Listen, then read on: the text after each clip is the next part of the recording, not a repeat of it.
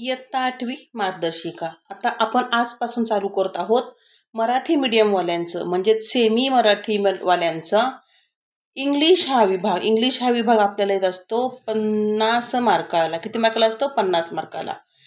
पूर्व माध्यमिक शिष्यवृत्ती परीक्षा इयत्ता 8वी, पेपर दुसरा, विषय इंग्रजी. 50 मार्कांचा सिलेबस असतो, 25 प्रश्न असतात. खूप पटापट घेणारे आणि खूप सोपा विषय असतो हा.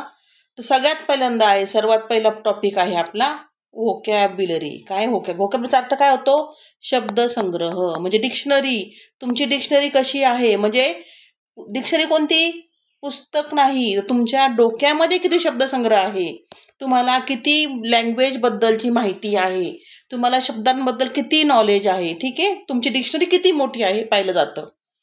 त्याच्यामध्ये काय करणार? Writing words using clue, writing कॉन्टेक्च्युअल, meaning of words, opposite and similar meaning words, word formation, homophones, phrases, writing one word for substitute for the clue provided. Clue दिलेला असेल त्याच्यावरून एक शब्द टाकायचा आपल्याला.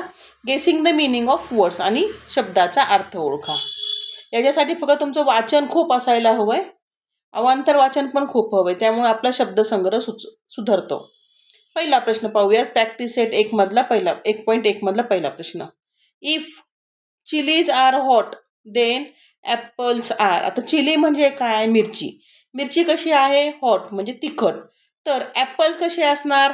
हॉटच्या उलट कोल्ड नसतं. तर ॲपल कसे असतात? ॲपल स्वीट्स असतात. पुढचं. If it is egg, if it is egg, egg to boil. एगला काय केलंय? बॉईल करतात, बरोबर आहे. इडली कशी करतात? इडलीला वाफवतात. तर वाफवण्यासाठी इंग्लिश शब्द काय असतो? स्टीम. काय असतो? स्टीम. हे आपले शब्दसंग्रह चांगला हवाय. The cat is as soft as. Cat कोणासारखी सॉफ्ट असेल? आता बनाना, क्रीम हे काय सॉफ्ट असतात का? केक सॉफ्ट असतो का? नाही. तर काय ना रे, कॉटन म्हणजे कापसासारखी मऊ. Find the odd man out from the following options. Flash, twinkle, glitter, bang. आता फ्लॅश काय होतं? चमकून असं होतं नाही का, कॅमेऱ्याचा फ्लॅश पडतो फोटो काढताना. ट्विंकल म्हणजे काय? ट्विंकल ट्विंकल त्याच्यामध्ये चमकणच आहे. ग्लिटर पेन असतात, ग्लिटर पेन चमकतात, म्हणजे सगळ्यांचा अर्थ कसा येतोय? चमकणे, चमकणे, चमकणे. बँग, बँगचा अर्थ काय असतो? आवाज. काय असतो? आवाज, ध्वनी. पाचवा प्रश्न. Find the word which is not related to the word fear. फिअरशी रिलेटेड नसलेला शब्द शोधायचा आहे. ट्रेम्बल, फ्रॉन, शिवर आणि शेक. शेक म्हणजे थरथर कापणे, बरोबर. घाबरलो की आपण थरथर कापतो. शिवर म्हणजे पण कंप होणे, म्हणजे काय? थरथर कापण्यासारखंच अर्थ होतो. घाबरल्यावरती शिवरिंग होतं. आणि ट्रेम्बल, ट्रेम्बलचा अर्थ पण थरथरनेच होतो. काय होतं इथे? ट्रेम्बलचा अर्थ थरथरणे. ठीक आहे. उरलं कोण? फ्रॉन. फ्रॉन म्हणजे आठ्या पडणे. फ्रॉनिंग म्हणजे कपाळाला आठे पडणे.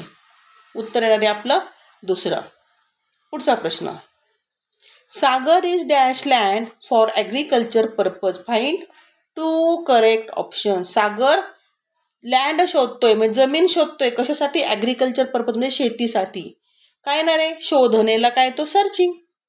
तो काय ॲग्रिकल्चर पर्पजसाठी वाढवणार आहे का लँड? डेव्हलप करणार आहे का? None of this. डेव्हलप येणार नाही, ग्रोईंग येणार नाही. Searching for. काय ना रे? सर्चिंग. ते शोधतोय, तो शोधल्यानंतर डेव्हलप करेल चट, त्याची मर्जी आहे की नाही. पुढचं. When God created teachers he gave us special friends to help us to understand. When God created teachers he gave us special guide to show us ways to grow.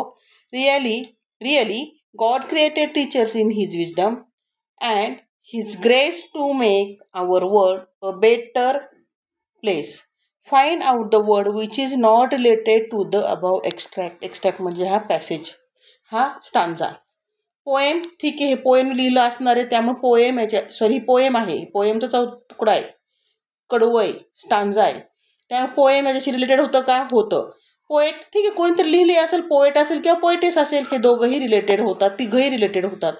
Author, आता author कधी असतो? Author असतो लेखक, जेव्हा एखादा धडा, पद्य आणि गद्यामध्ये फरक आहे ना, तसं हे जर पद्य लिहिलं असेल तर लेखक असतं, गद्य असेल तर पोएट असतात. पुढचा प्रश्न. Find the odd man out from the following list of. आता पहा list of words. Novel, short stories, concern आणि पोएट्री. पोएट्री ही म्हणून दाखवावी लागते, शॉर्ट स्टोरीज ही वाचावी लागते, म्हणजे तोंडानेच म्हणण्याच्या गोष्टी आहेत. नॉव्हेल पण वाचतो आपण, हो की नाही, डोळ्यांनी वाचतो, तोंडाने पण त्याची हालचाल म्हणजे वाचायच्या गोष्टी आहेत. आणि कन्सर्ट हे जे आहे हे सादरीकरणाचा प्रकार आहे. हे मैफिलमध्ये होतं. कशामध्ये होतं? मैफिलमध्ये. आजकाल खूप कन्सर्टचे प्रकार निघले. ते कन्सर्टचा ते पहा, मोठे मोठे गायक आले, ते गायकांभोवती गर्दी होती खूप सारी. कन्सर्ट त्यांचे शो आले की गर्दी करतात. ते काय असतात? ते कन्सर्ट असतात. ते आपण वाचतो का? नाही, ते आपण ऐकायला जातो, हो की नाही. शॉर्ट स्टोरी वाचू शकतो, नॉव्हेल वाचतो, पोएट्री पण वाचतो, तर इथे पण आपल्याला ऐकायची गरज असते. कन्सर्ट किंवा करायची गरज, स्वतः असलेले ॲक्टर कलाकार, तर ती करायची असते. पुढचा प्रश्न, 9वा प्रश्न चाललाय. खूप छान सुंदर प्रश्न आहे, सोपे सोपे एकदम. Choose the correct picture for the given game and fill in the bank. ठीक आहे. आता बॅडमिंटनला काय? रॅकेट लागतं. आर्चरीला बो लागतो. आर्चरी म्हणजे धनुष्य, धनुष्य चालवत नाही का, धनुष्य आणि बाण. क्रिकेटला बॅट लागते. आता हॉकीला काय लागते रे? हे लागतं का, हे लागतं का? हे तिघही लागत नाही. हे शटल, हे फुटबॉल किंवा व्हॉलीबॉल असेल, हे पण क्रिकेटचे स्टंप झाले. उत्तर काय ना रे? Hockey stick. काय ना रे? Hockey stick. त्याचं चित्र दाखवायचं आपल्याला. तिसरं ऑप्शनला टिक करायचे. पुढचा प्रश्न, find out the odd man out from the following options. Coast, peak, shore, beach. आता पहा, कोस्ट म्हणजे काय? समुद्र किनारा. ठीक आहे. शोर म्हणजे सी शोर म्हणतो आपण. सी शोर म्हणजे पण समुद्र किनारा. बीच सर्वांना माहिती आहे, किनाराच. उरलं काय? पीक. पीकचा अर्थ काय होतो? शिखर किंवा पर्वत, टेकडी, उंच. उत्तर काय आहे आपलं? पीक.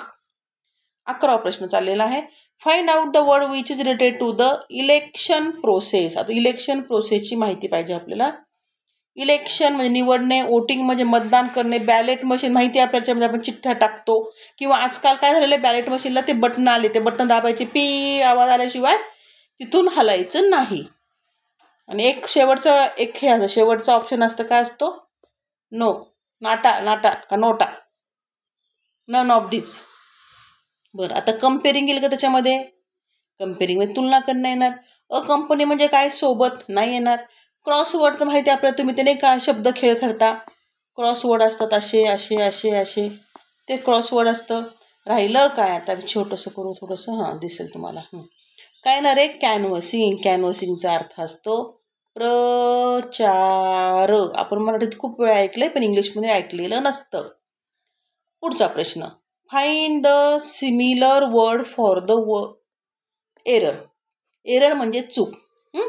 आता इनकरेक्ट म्हणजे पण काय येणार आहे? इनकरेक्ट म्हणजे पण चूकच येणार आहे. इनकरेक्ट म्हणजे चूक. आपण लाल पेन वापरतोय का रे? ओके, ब्ल्यू वापरूयात. ब्ल्यू चांगला दिसतो आपल्याला की नाही, ब्ल्यू वापरूयात. इनकरेक्ट म्हणजे चूक. आता रॉंग म्हणजे पण चूक, मिस्टेक म्हणजे पण चूक. आणि इथं काय करायचं? Find the similar word for the error. एररसाठी सगळ्या चुकीचे शब्द असले तरी पण काय येते पहा, शब्दांमध्ये फरक असतो. एक मिनिट, हे सगळं रफ करून घेते. आता पहा, शब्दामध्ये फरक असतो. एरर म्हणजे रॉंग, पण एरर म्हणजे चूक आणि रॉंग म्हणजे चूक झालेली. काय? रॉंग म्हणजे हे चुकीचं आहे.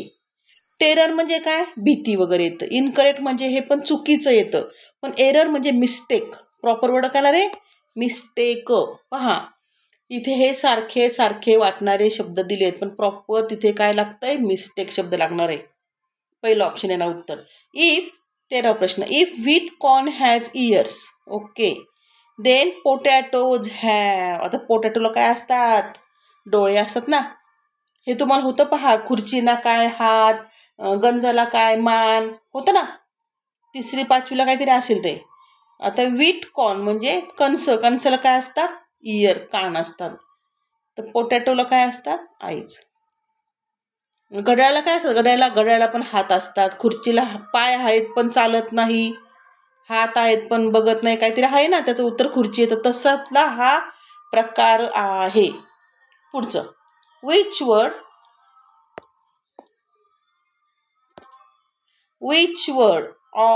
Word will you add to the given register? Sweet, sour, spicy. आता ह्या काय? सगळ्या चवी आहेत.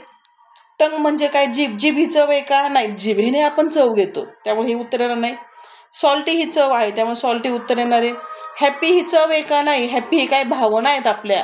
हंग्री ही पण आपली लागलेली भूक आहे, की नाही, त्यामुळे उत्तर काय येणार आहे आपलं? सॉल्टी. दुसरं. 15वा प्रश्न. Find out the name to the register. Choose to correct option. 2 उत्तर शोधायचं आपल्याला. आता अर्थ, व्होल्कॅनो, मॅप आणि अर्थक्वेक हे कशा संबंधी आहे? हे जिओलॉजी आणि जिओग्राफीच्या संबंधी आहे. जॉमेट्री म्हणजे काय? तर भूमिती. भूमिती संबंधी आहे का हे? नाही, हे जिओग्राफी म्हणजे भूगोल आणि जिओग्राफी म्हणजे भूगोल आणि जिओलॉजी पण ते भूगोला संबंधात येतात. नेचर व निसर्ग हे त्याच्याबद्दल येत नाही. ठीक आहे, उत्तर काय आहे आपलं? पहिलं आणि तिसरं पर्याय. क्लिअर करू का सर्व? उत्तर काय आहे आपलं? पहिलं आणि तिसरं. ठीक आहे, आता आपण 1.1 पाहिलेला आहे. दुसरा लेक्चरला दुसरं 1.2 घेऊयात. पटपट संपवणार आहे. अभ्यास करा आणि सबस्क्राईब करा. कमेंट लिहित चाला रे, कमेंट कोणीच लिहित नाही.